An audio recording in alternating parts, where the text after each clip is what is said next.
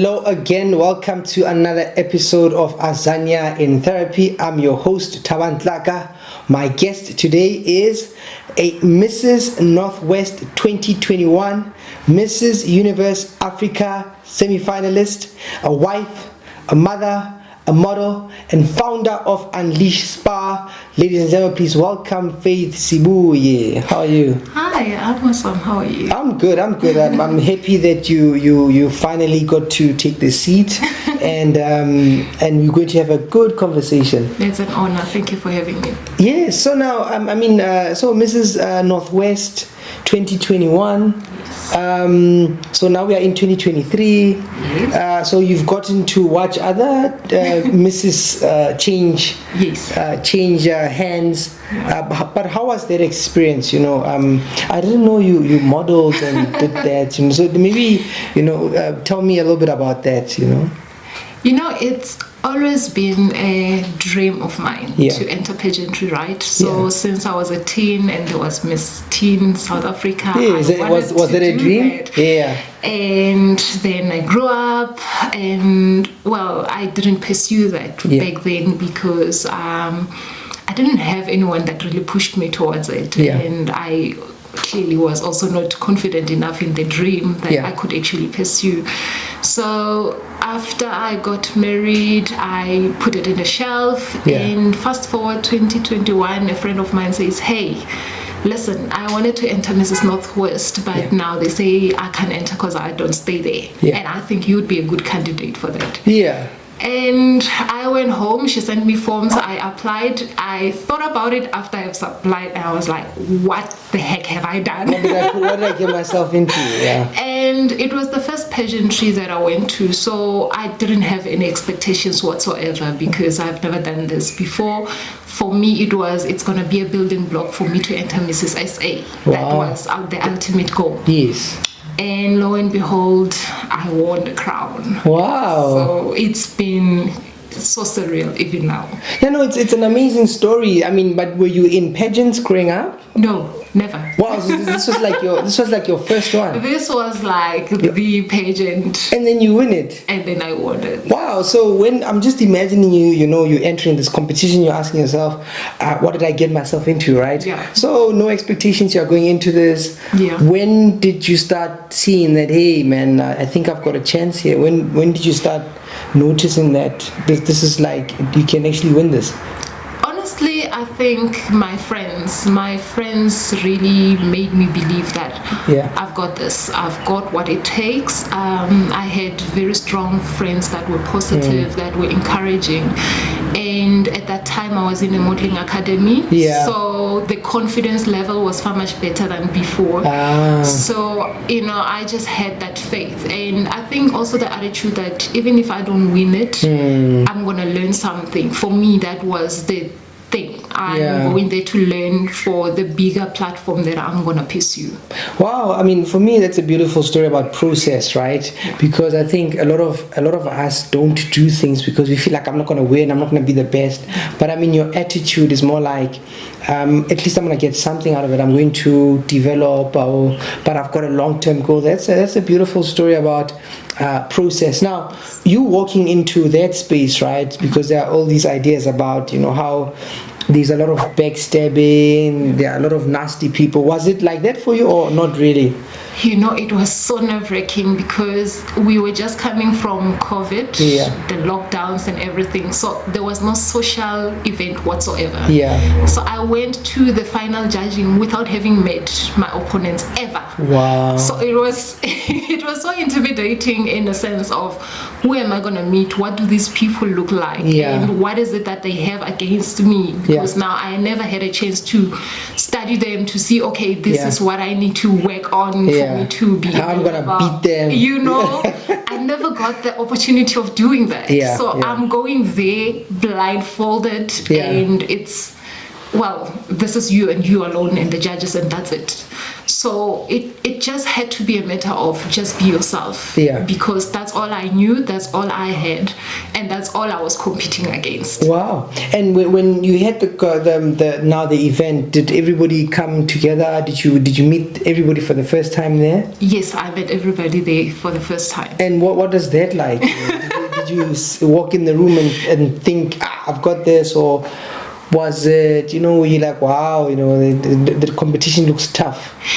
For me, the interviews set the tone of the evening, because we did the prelim interviews in the morning of the pageantry. So meeting the judges set the tone for everything, and the judges were very warm. I felt after the interview that, I stand a chance because my interview went very well. By default, I was no longer looking at anyone else. I was just, okay, now I just need to finalize this. So walking on stage, it's more of, I'm just going to bring my A game. I'm just going to walk and have fun and just look beautiful.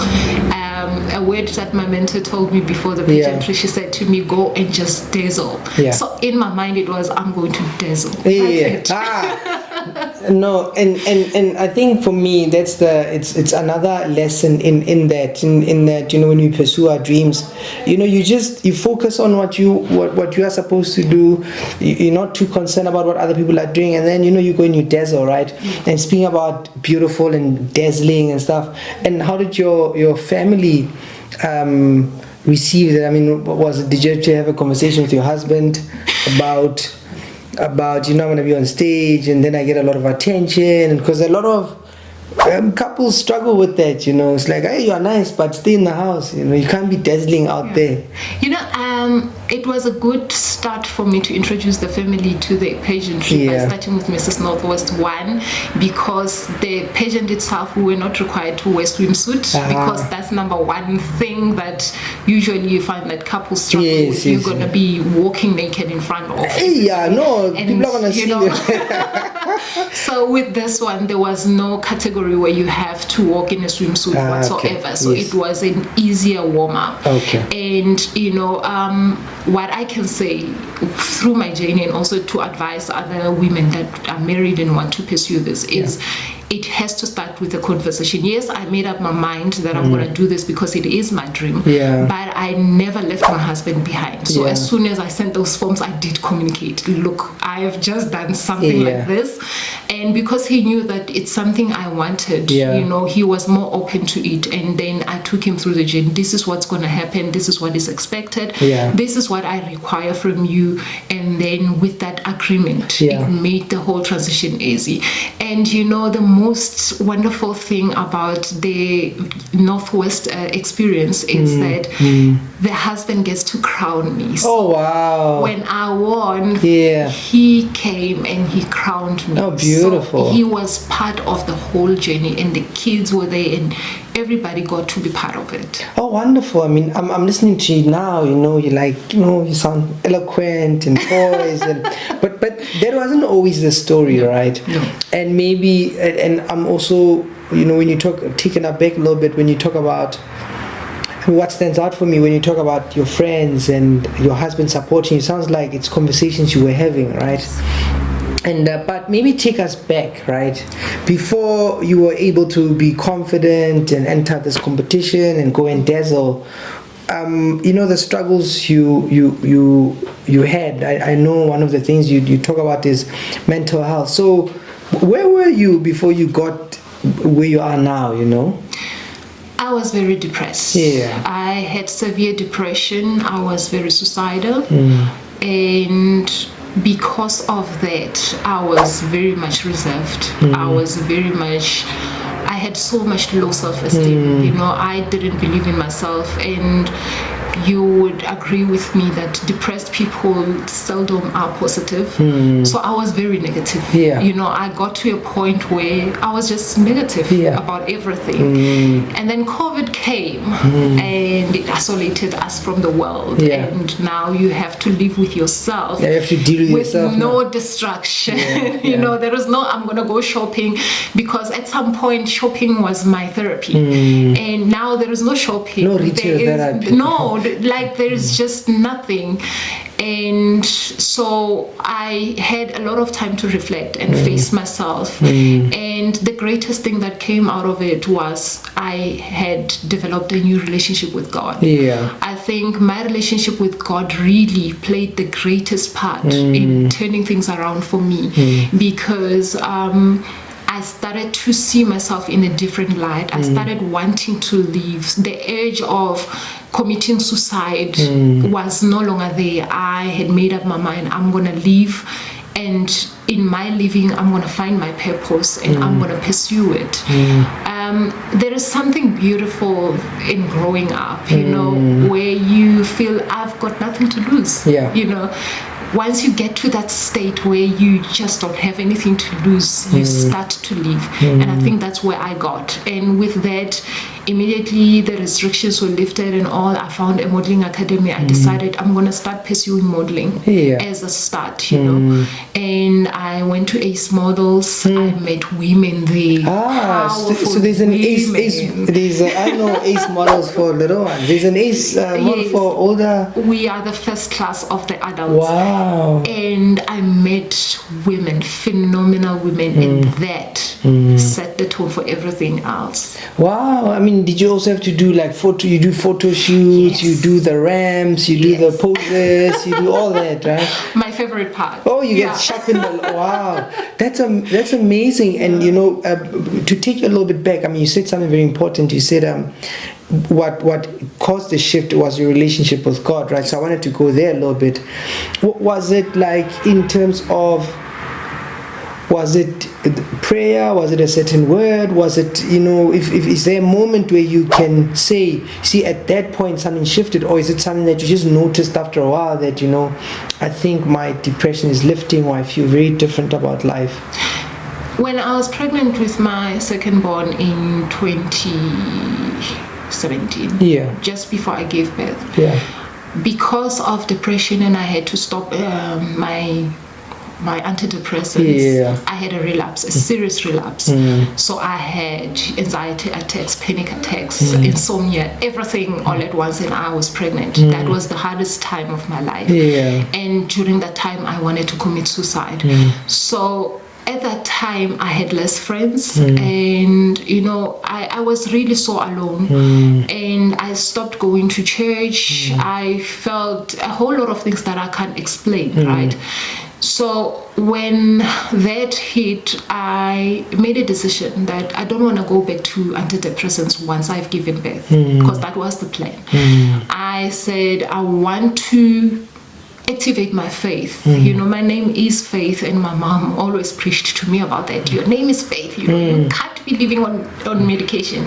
But I also realized that I want to get to a space where I can face these feelings of anxieties that I'm going through, and without having to medicate myself, without having to drug myself. So when I did that, during the time of lockdown, prayer became the thing that carried me when I was going through anxieties. So if I would have an anxiety attack, the only thing I could do was to talk to God. So each time I had an attack, I would talk to God. Each time I talk, and when I started talking to God more and more, then I started going to the Word. I see. So that relationship developed in that sense. And if you don't mind me asking, what were you saying to God? Like, I'm interested in the approach. Were you like, why do I have this? Or were you like, take this away from me? Or, you know, what was your approach to prayer? It's interesting, because you would expect that I would be attacking God, right? Like, Lord, how can you? Why me? Why? Yes, there are times like that. I'm not going to lie. There are times where I would say, but Lord, why do you let this? I'm your child. But then I would be reminded, if not you, who else?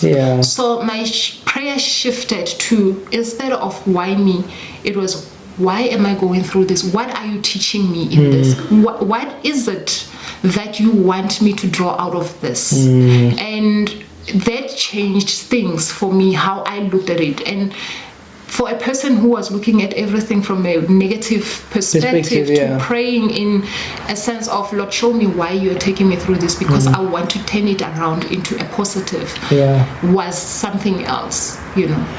Wow, you know, that's, I mean, what you said is actually so profound, because in therapy, that's what we try and do, right? Like it's like sort of a lot of us when a storm is coming, right? We feel like I don't want this, right?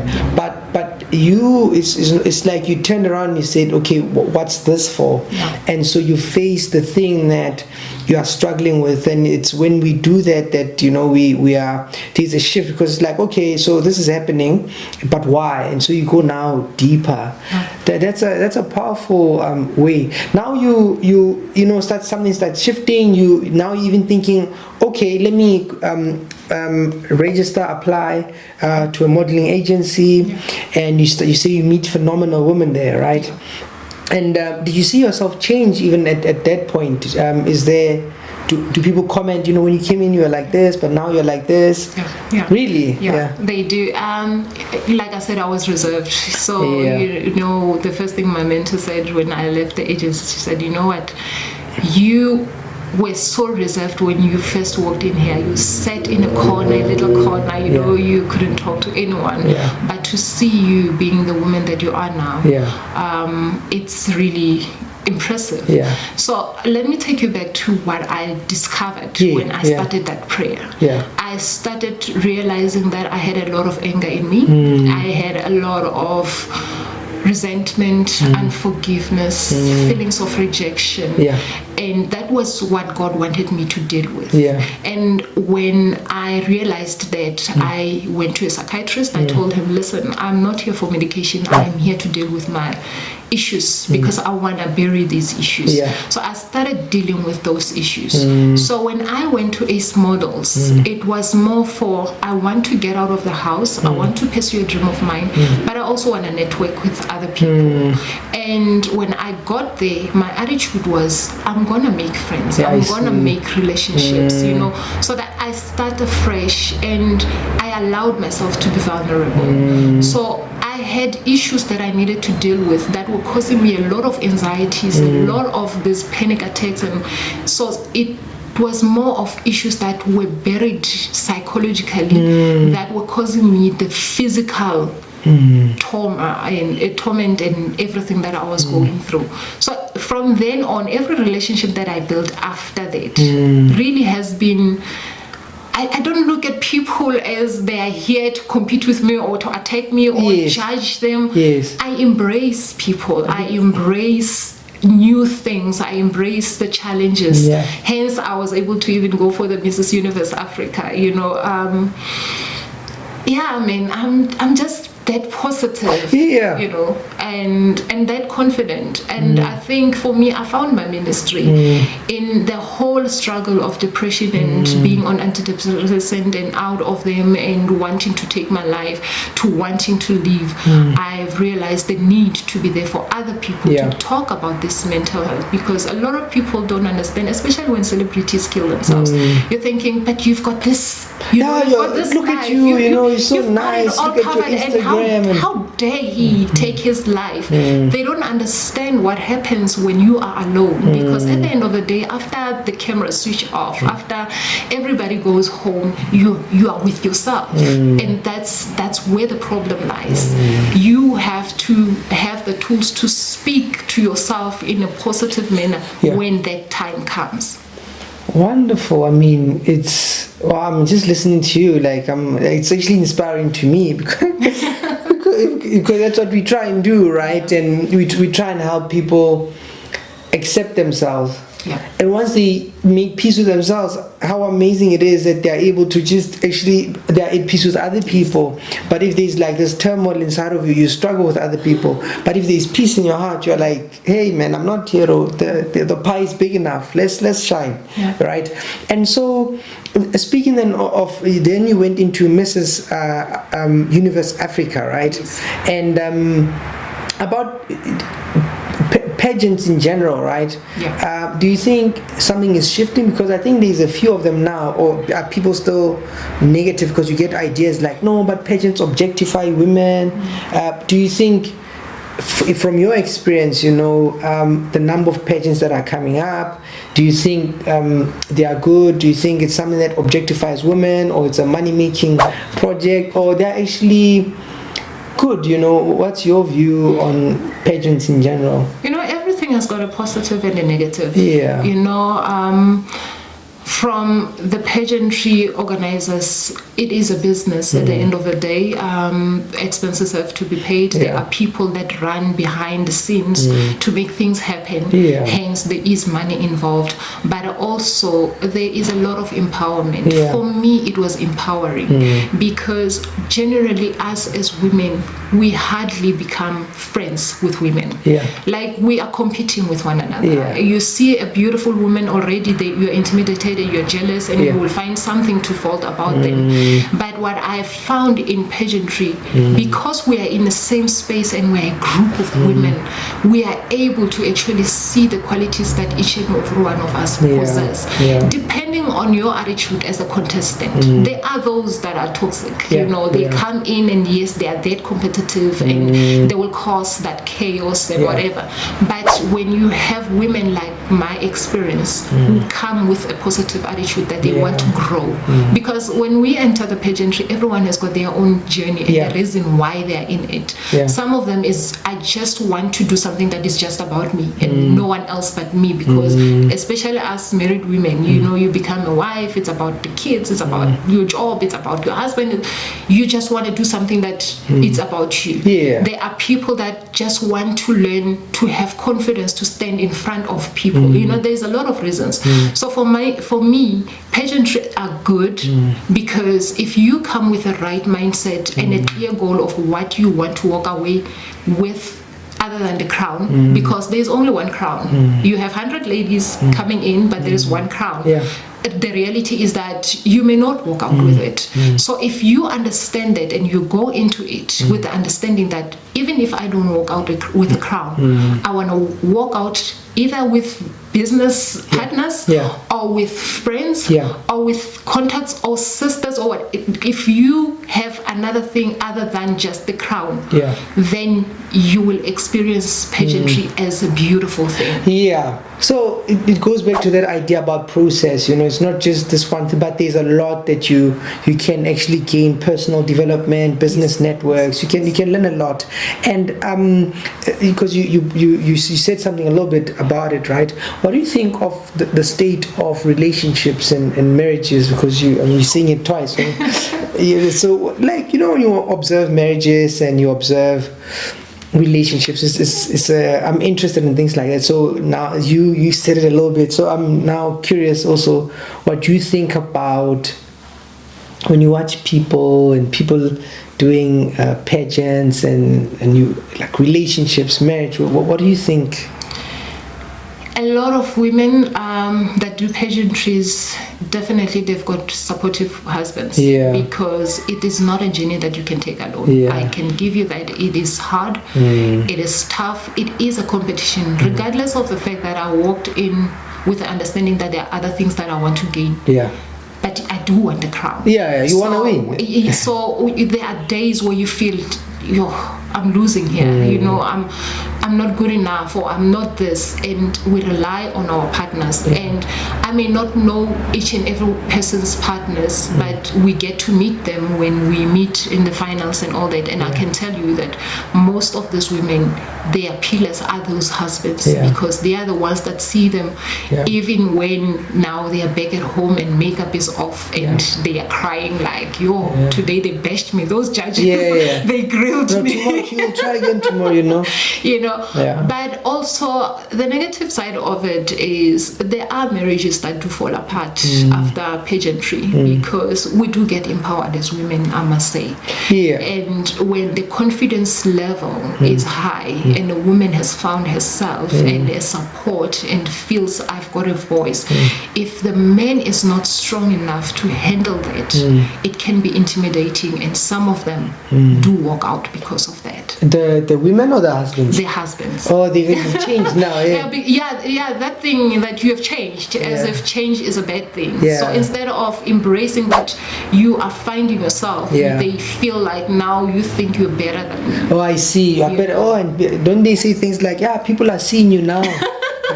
yes, you know, those kind of things. Yeah. So yeah. Okay, no, I do think, you know, as you said, that when you look at a lot of things, you can find what's helpful, you can find what's unhelpful, but I think we move forward when we pick what's useful and we build on that.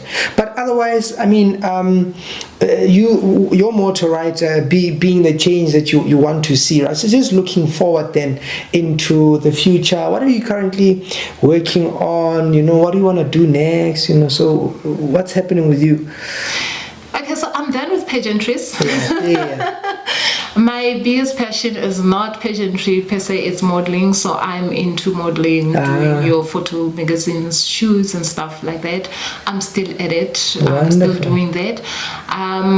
One challenging thing about pageantry for me was my passion is giving. I love doing charity work. Yeah. And with pageantries, you have to document all those things. I'm not a documenting person when it comes to what the giving side. It's a principle that I have. What I do is between me and God. It's not for the eyes of the public. So now I'm no longer in pageantry, but I'm continuing with doing that work because I'm really passionate about that, doing charity work. And another thing that I'm pursuing is becoming a presenter. I would love to find myself on TV somewhere. So I'm working on some stuff. No, I definitely think you should pursue that. I think you should pursue that. Okay, so those are the interesting things. And then maybe lastly for me, when you know, if you could step out a little bit and you watch your journey, you know, what have you found surprising? What is, you know, surprised if you kind of reflect on your whole your journey? You know, what are some of the things that you find surprising? Sure. Or interesting, you know, or unexpected, you know? There's a lot, but for me, it's more of my spirituality, the peace. That in the midst of everything that I've gone through and have done and have achieved, and some of it hurts, you know, not winning the crown hurts. But the peace that I found, the ability to celebrate other people, even when you feel like you are not achieving, that for me was the greatest surprise. You know, from somebody who was negative to somebody who is positive to somebody that gets happy when somebody else achieves the one thing that they wanted is wow. Wow, indeed, I would agree, because that takes a lot of emotional intelligence, but it says something else. It's something about love. It's something about you got to a point where you love yourself, and therefore you extend, you love people, and so you can celebrate someone else. It says something about your worth.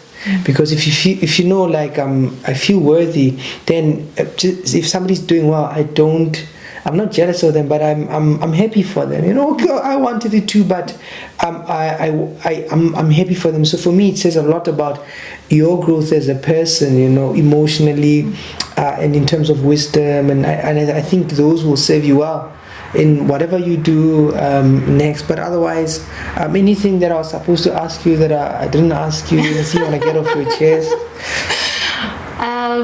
No, nothing really. And to add, I do intend to write a book. Yes. I've featured my story in different magazines about the depression journey. Yes. But I want to release a book that has the full journey to help others understand depression and also overcome depression and find a reason to live when you don't see a reason to live. So for me, that's the greatest thing that I wish to achieve this year. Wow, no, I fully support that. Even listening to you, I was thinking about it. I always think about books. I was like, wow, you should actually put this down. Put this down. And the reason I was thinking about that is because there's something special about getting to a point where you accept yourself and you can celebrate other people. And I think as you write the book, explore the power of that as well. But otherwise, thank you very much. Thank you for coming through. This has been wonderful. We'll see that we do it again when you are doing things. You know, we will look forward to your journey, but I'm looking to have another conversation at some time in the future. Well, thank you for having me. This was a pleasure. Great stuff.